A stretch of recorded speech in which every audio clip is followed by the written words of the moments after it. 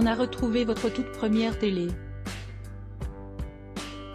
Léa Salamé s'est permis une courte et drôle de parenthèse autour de son invitée Élise Lucet samedi soir. Dans quelle époque? En effet, avec ses équipes, l'animatrice a mis la main sur des images d'archives précieuses de sa consoeur. Vous avez 24 ans, on est en 1987, et vous êtes déjà pleine d'assurance, a-t-elle introduit la séquence. À l'époque, Élise Lucet travaillait pour la chaîne régionale FR3, quand pour laquelle elle présentait parfois des flashs d'informations. Dans la vidéo dévoilée, elle couvrait à ce moment-là, en direct du palais de justice de Caen, une affaire sur le criminel Jean-Michel Rebours.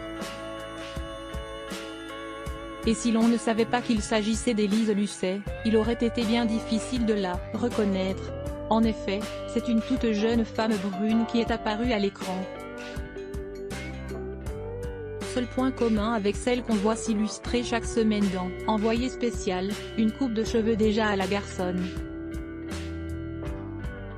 Voir le passage vidéo dans notre diaporama.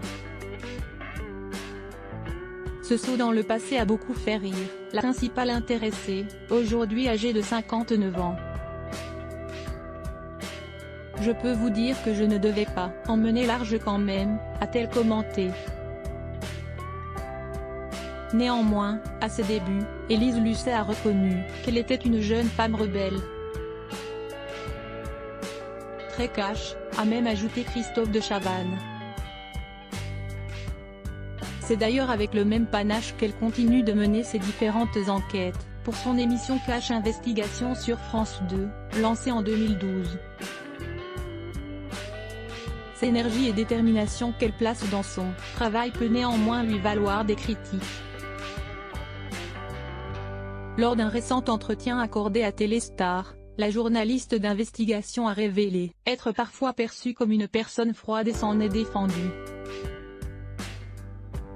Les équipes avec lesquelles je travaille savent très bien que je ne suis pas froide.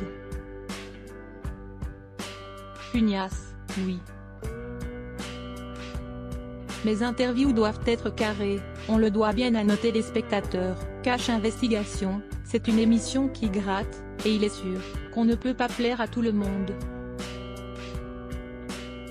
Il y a aussi plein de gens qui m'arrêtent dans la rue et qui me disent « Continuez, on vous soutient, ne lâchez rien », avait-elle rapporté.